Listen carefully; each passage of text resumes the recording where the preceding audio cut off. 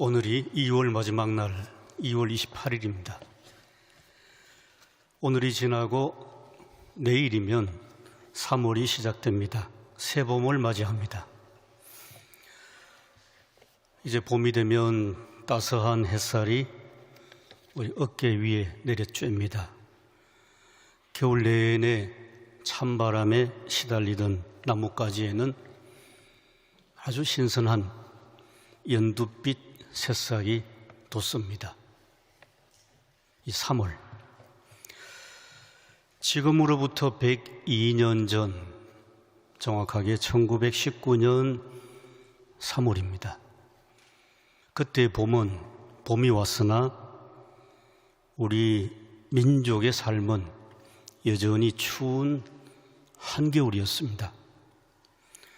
일본 제국에게 나라의 주권을 강제로 빼앗기고 식민 지배를 당하던 시기였습니다. 1919년 3월, 계절로는 봄이 왔습니다만은 우리 민족은 봄을 잃어버렸습니다. 시인 이상화의 표현대로 봄을 잃어버린 빼앗긴 들판에 사는 민족이었습니다. 그러나 한반도 삼천리 강산에 빼앗긴 새봄이 오도록 전국 방방곡곡에서 독립만세 시위가 일어났습니다. 이것이 3.1 운동입니다. 서울에서는 3월 1일 오후 2시경 종로에 있는 탑골공원에서 또 팔각정에서 정재용이라는 청년이 독립선언서를 낭독했습니다. 이어서 학생 시위대가 동으로 서로 나뉘어서 대한독립만세를 외치며 시가 행진을 시작했습니다. 서울 3.1 운동입니다. 그로부터 약 2달 동안 국내와 또 해외에서 3.1 운동이 진행되었습니다. 국내에서만 독립만세 시위가 무려 1540회 이상 일어났습니다. 그 당시 우리나라 인구는 약 1600만 명이었습니다. 이 1600만 명 가운데서 만세 시위에 가담한 사람 수가 200만 명 이상입니다.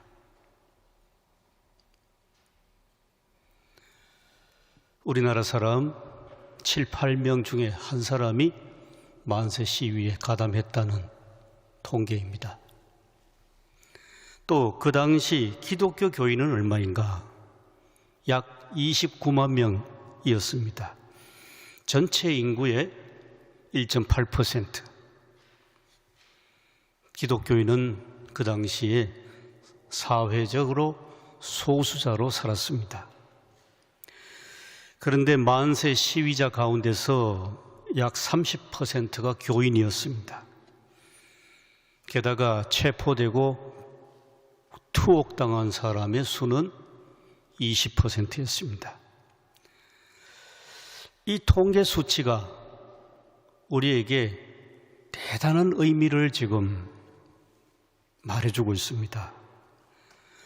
이 통계 수치는 불과 1.8%밖에 되지 아니한 기독교 교인들이 만세 시위에는 전체 시위자의 30%, 투옥된 사람의 20%라는 이 통계 수치는 오늘 우리 교회의 현실을 성찰하고 반성하게 합니다.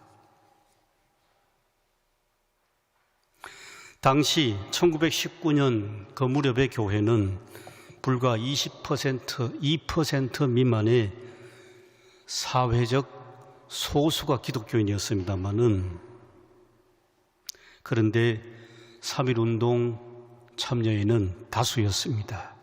이뿐만이 아니라 교인들이 3.1 운동을 앞에서 이끌어갔습니다. 그런데 오늘은 어떻습니까? 우리가 지금 경험합니다. 작년 이맘때부터 확산된 코로나19 재난 속에서 한국교회는 어떤 모습입니까? 사회적으로도 적절하게 대응하지 못하고 아주 무력하게 보입니다. 또 우리가 경험합니다. 주일 예배를 비롯한 모든 모임이 갑자기 중단되는 바람에 그때부터 지금까지 계속 당황하고 있는 것이 우리의 현실입니다. 오늘날 비교적 사회에서 다수로 살아가는 교인들인데 1919년 3.1운동 그때 당시의 교인들에 비하면 우리가 왜 이렇게 사는가 곰곰이 반성하게 하는 통계 수치입니다. 계속 3.1운동을 살펴보겠습니다. 1919년 기독교 교인들의 3.1운동 참여에서 매우 크게 주목할 만한 현상이 있었습니다. 그것은 남녀 학생들이, 구체적으로 중등학교 학생들이 앞장서서 만세를 이끌었습니다. 전국적입니다. 서울, 부산, 광주, 목포, 전주, 대구, 평양, 공주, 북한의 정주, 선천, 강계, 그리고 함흥, 원산 등지에서 일어난 만세 시위에 앞장선 사람들이 학생들이었습니다. 우리나라 역사에서 처음으로 여성들이 거리로 뛰쳐나와 만세를 불렀습니다. 사진으로 남아 있습니다. 실로 역사적인 사건입니다. 여성이 남성과 동등하게 민족의 독립을 위해서 거리로 나왔습니다. 기독교 여성 여학생들의 만세 시위를 일제의 경찰이 아주 무자비하게 대응합니다. 기록에 이런 글들이 있습니다.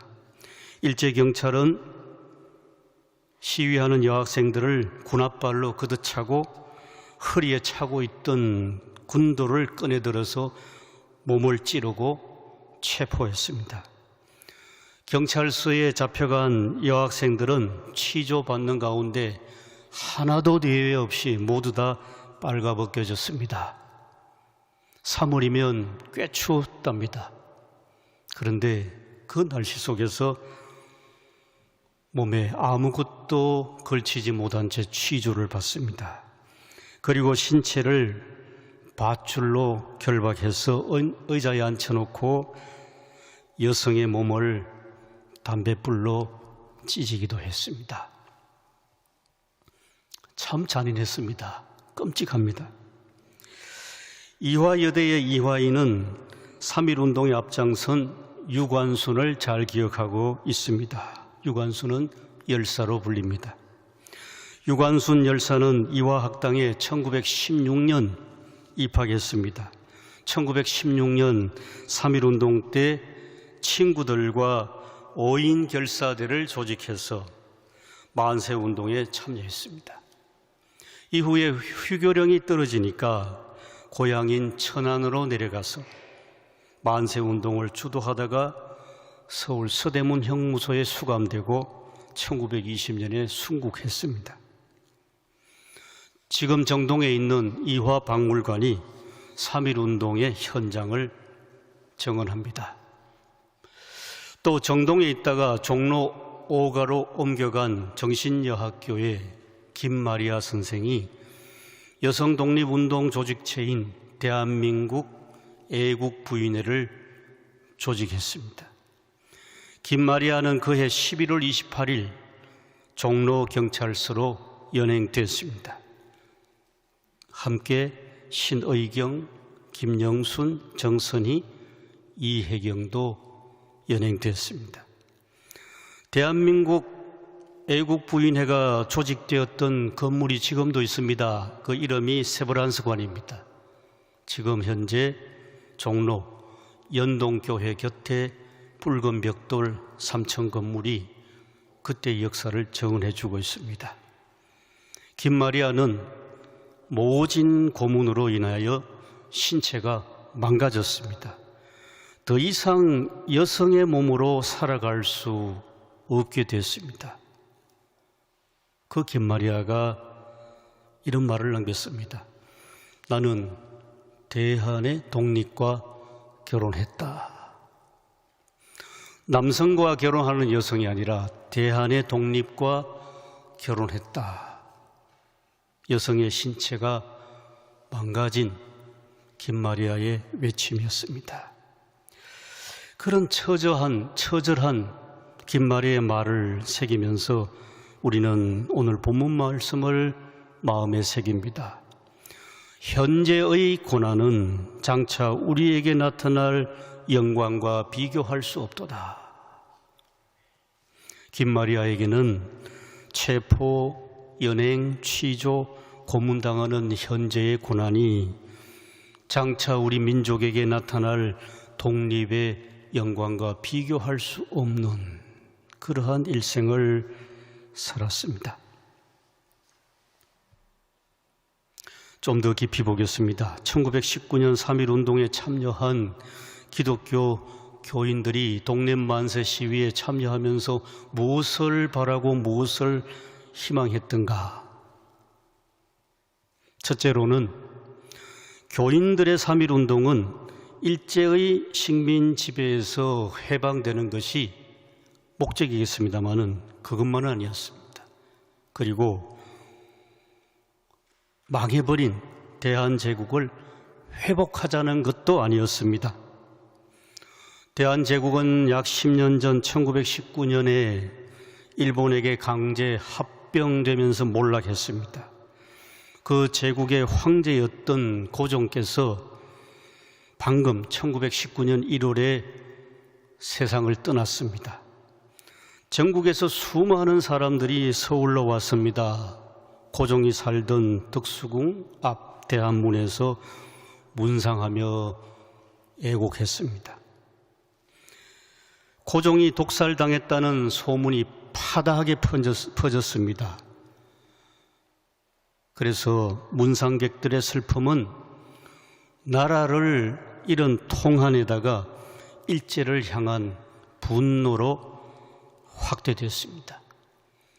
그런 문상 분위기에서는 자칫 대중의 분노를 폭발시키는 3.1운동이 될 수가 있었습니다.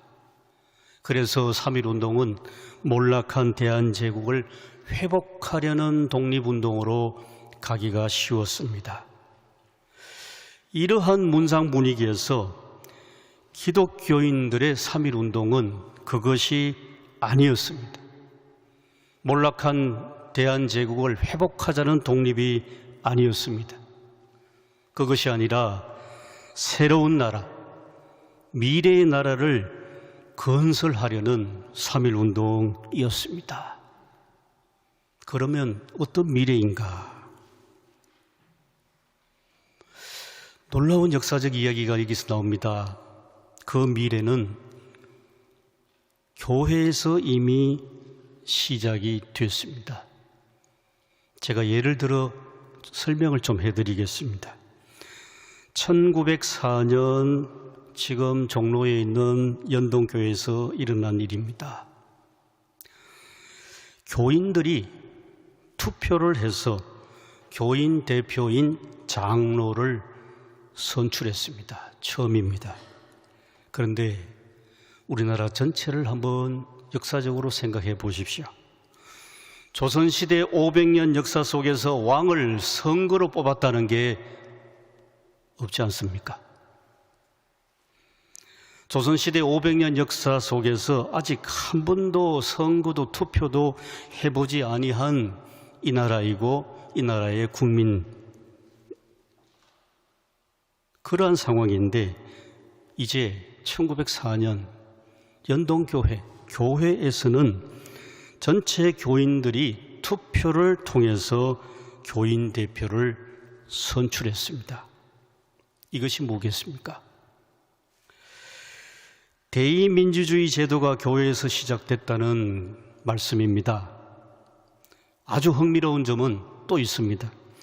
당시 서울 연동교회에서는 양반, 사대부, 고관 대작 출신들이 교회에 다녔습니다. 그런데 교인들은 투표를 해서 아마 요즘 분위기만 해도 아마 사회에서 좀 잘 나가는 사람들이 교회의 장로님이 되기가 참 쉬운 분위기 아니겠습니까? 그런데 교인들이 투표해서 고관대작 출신이 아니라 갑바치, 천민 출신, 구체적으로 고찬이를 장로로 세웠습니다. 이러한 대의민주주의 제도는 10년 전 망한 대한제국 시대에는 없었습니다. 대한제국이란 황제의 나라였습니다. 국민과 백성의 나라는 아니었습니다. 백성이 나라의 주인이고 국민이 나라의 주인이라는 의식이 대한제국 시대에는 없었습니다. 그러했던 그 시대, 1904년도에 연동교회에서는 교인들이 교회 대표를 투표로 뽑고 더더욱 양방 상놈으로 갈려있던 계급사회에서 갑바치 철민 출신이 교회 대표로 선출된 점은 어떻습니까? 시대의 혁명이었습니다. 양반 상놈 계급사회가 철폐되고 평등사회를 이루는 혁명이 교회에서 일어났습니다. 그리고 그 평등을 이루는 대의민주주의 제도가 시행됐습니다. 이런 식으로 연동교회뿐만 아니라 전국교회가 그렇게 지금 되어가고 있는 중입니다. 그러면 이제 우리가 알 수 있겠습니다. 3.1운동에 참여한 기독교 교인들은 뭘 추구했던가? 옛 시대로 돌아가는 그러한 3.1운동이 아니고 새로운 시대, 새로운 사회를 향한 그러한 3.1운동, 그것이 기독교 교인들의 3.1운동 참여였습니다. 그런데 그 당시 교회에 정착되는 대의민주주의는 새로운 교육제도와 연계되어 있었습니다. 다시 한번 연동교회를 소개해드리면 이 교회가 세운 경신학교 또 정신학교에서는 민주시민의식을 소개하고 가르쳤습니다. 또 훈련시켰습니다. 이러한 교육이 있었기 때문에 앞서 말씀드린 바 경신학교 출신인 정재용이 3월 1일 탑골공원에서 독립만세 선언서를 낭독했습니다. 이런 교육이 있었기 때문에 이화학당, 유관순 또 친구들이 우발적으로 독립만세 시위에 나선 것은 결코 아닐 것입니다. 이러한 교육 때문에 민주시민의식, 그것으로 만세 시위에 앞장섰습니다. 그리고 소개해드린 김마리아 등은 대한민국 애국부인회를 조직했습니다. 그들의 3.1운동 참여, 그들의 행동은 이제까지 배우고 익혀온 교육의 결실이었습니다. 오늘 본문 말씀 로마서 8장 그대로입니다. 그분들은 자유와 평등이 없는 허무한 세상에 굴복하지 아니하고 일제의 종노릇한 데서 해방되어서 하나님의 자녀들의 영광과 자유에 이르는 것, 여기에 자신들의 모든 것을 걸었습니다. 목숨까지도 걸었습니다.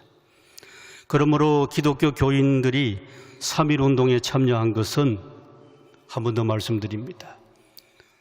망해버린 대한제국을 회복합시다, 이것이 아니었습니다. 그것이 아니라 자유와 평등과 대의민주주의 나라를 세우는 미래를 향한 결단이었습니다. 두 번째로 말씀드립니다. 기독교 교인들이 왜 3.1운동에 참여했던가? 그것은 서울 독립선언서에 잘 나타나 있습니다. 서울 독립선언서에 나타난 중요한 주제는 평화입니다. 동아시아의 평화, 세계 평화였습니다. 서울 독립선언서 작성을 할 때에 아주 재미있는 뒷얘기가 있습니다. 그것은 서울과 전국에서 그 당시 지도자인 우리나라 전체의 지도자 세 분이 등장합니다. YMCA 지도자 이상재, 또 서울 북촌 양반 안동교회를 설립한 장로 박성봉, 그리고 서북 지역의 이성훈이었습니다. 이분들이 그 시대의 어른으로서 천도교 그리고 불교인들과 함께합니다. 그리고 이분들이 독립선언서 초안을 최남선에게 맡겼습니다. 서울 독립선언서에는 세계 평화를 그립니다. 당장의 조선이 일제의 식민 지배에서 해방돼야 되고 해방 이후에는 세계 평화가 와야 한다는 그러한 선언입니다. 그 평화는 단계가 있습니다. 1차적으로는 한국, 일본, 중국이 각각 평등한 지위를 갖고서 각 나라의 자유를 기반으로 서로 연대하고 연합하자는 연대와 연합의 평화를 먼저 그립니다. 그러한 관계에서 세 나라가 한국과 일본과 중국이 서로 이웃으로 살면서 화평의 세계를 누리자고 했습니다. 그래서 현실적으로 1919년 그 당시 현실적으로 일제가 한국을 식민지로 만들어서 한국 사람들의 자유를 침탈하고 경제적으로 수탈하고 문화적으로 약탈하는 상황을 반성하게 하는 겁니다. 그런데 또 현실적으로 그렇게 우리를 수탈하고 약탈하는 일제에게는, 그 제국에게는 총칼, 무력으로 맞서지 말고 비폭력, 평화적인 시위로 나서자고 그렇게 선언합니다. 이러한 독립선언서의 내용을 가만히 살펴보면 오늘 봉독한 본문 말씀 이사야서 11장 6절 이하와 상응하고 있습니다. 이사야서 본문은 정의와 성실함이 지배하는 평화의 세상을 그렸습니다. 창조주 하나님이 피조 세계의 주님으로 오시는 그 날에는 소위 약육강식의 먹이사슬이 해체되고 육식동물이 채식으로 살게 될 것이라고 선포하고 있습니다. 본문 말씀입니다. 그렇게 살게 될 그날에는 이제까지와 전혀 다른 세계가 시작됩니다.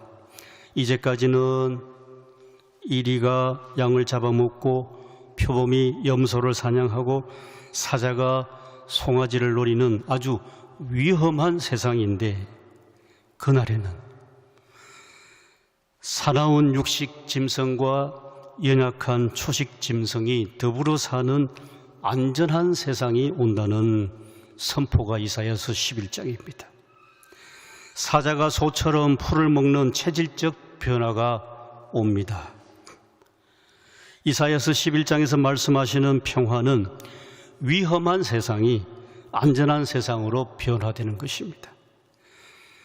힘센 짐승이든 나약한 가축이든 각각의 자유를 누리고 살면서 모두 다 수평적인 관계 속에서 더불어 이웃으로 살며 평화를 누리는 세상입니다.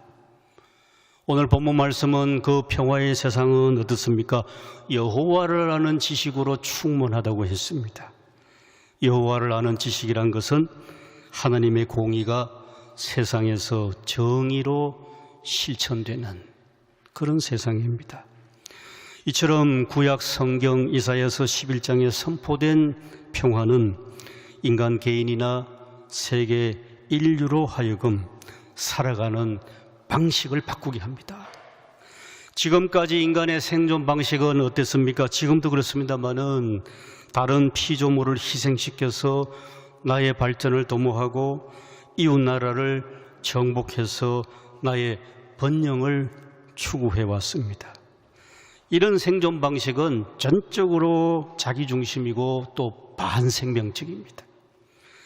이러한 인간과 인류에게 이사야서 11장이 지금 말씀하시는 것은 변화와 회개입니다. 인간과 인류의 관계가 정의와 평등을 바탕으로 자기에게 주어진 자유를 누리면서 평화의 세계를 추구하라는 말씀이 이사야서 11장입니다. 이 말씀을 그대로 1919년 당시 세계를 조명하면 어떻습니까? 제국주의 세상이었습니다. 당시 약소국을 식민 지배하는 강대국에게 변화를 촉구하는 말씀입니다. 약육강식이 일상화된 힘센 나라 제국에게 말씀하십니다. 회개를 선포합니다. 이제부터는 약육강식의 세계가 아니라 강대국과 약소국이 더불어 살아가는 세상이 되어야 한다. 더불어 살아가는 화평을 말씀하십니다.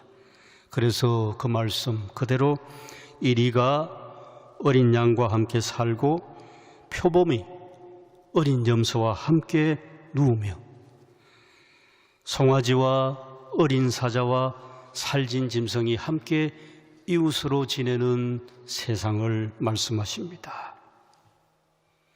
이 말씀이 3.1운동 서울 독립선언서에 그대로 나옵니다. 약육강식이 지배하는 위력의 시대가 지나가고 정의와 인도가 지배하는 도의의 시대가 와야 한다고 독립선언서가 선언했습니다. 구체적으로는 우리 한국은 민족 자결의 독립국가가 되어야 하고 또 한국, 중국, 일본, 동아시아 3개국은 상호 평등한 지위를 바탕으로 해서 각각의 자유를 누리고 그러면서 서로 이웃끼리 잘 지내야 한다는 그러한 선포가 독립선언서입니다. 그런데 역사는 어떻습니까? 독립선언서가 선언한 평화의 세계는 당장에 현실로 오지 않았습니다. 우리 민족은 그 이후에 1945년까지 일제에게 식민 지배를 받았습니다. 이게 역사적 사실입니다. 이사야서 11장에 선포된 평화의 세계는 그래서 당장 이루어지는 것이 아니라 종말론적 선포였습니다. 이 평화는 전적으로 하나님의 약속이었습니다. 그런데 그 약속이 이루어졌습니다. 1945년 우리 민족은 비로소 광복을 이루었습니다. 하나님의 약속이 이루어졌습니다. 이제 오늘 말씀 전하는 것을 정리하겠습니다. 3.1운동에 참여한 기독교 교인들은 하나님께서 귀히 쓰신 사람들, 하나님의 자녀들이었습니다. 특별히 여성들, 유관순, 김마리아, 신의경, 김영순, 정선희, 이혜경, 이분들을 하나님이 쓰셨습니다. 이 여성들은 어떤 분들입니까? 오늘날 보면 이 여성들은 대한민국을 이루는 거룩한 씨앗이었습니다. 이분들은 미래 대한민국을 위하여 자유와 평등과 민주주의의 씨앗을 뿌렸습니다. 이 역사를 돌이켜 보면서 살아계신 하나님은 오늘도 당신의 자녀들을 통해서 역사하실 것을 믿습니다. 102년 전 1919년 3.1운동은 그런 점에서 우리에게는 오래된 미래입니다. 서두에 말씀드렸습니다마는 작년 이맘때부터 확산된 코로나19 재난 속에서 한국교회는 사회적으로도 적절하게 대응하지 못하고 아주 무기력했고 주일 예배를 비롯한 모든 모임이 갑자기 중단되는 사태 속에서 허둥허둥 당황했습니다. 한국교회는 지금까지 모이는 교회 전통을 소중하게 지켜왔습니다. 그런데 코로나19 재난은 이 전통을 하루아침에 무너뜨려 버렸습니다. 이 상황에서 매우 답답하고 그리고 암울한 상황이 계속 1년 내내 이어져 왔고 지금도 그렇습니다. 그러나 우리가 정신을 차리고 코로나19 재난을 가만히 생각해 보면 이 재난은 우리에게 중요한 메시지를 던지고 있습니다. 그것은 우리가 전통 관습에 매여서 지나간 과거를 회복하려 하지 말라는 것입니다. 많은 분들은 코로나19가 어서 지나가기를 기다리고 있습니다. 이것만 지나가면, 백신만 맞으면 다시 옛날로 돌아가겠거니 그 기대는 잘 안 될 것 같습니다.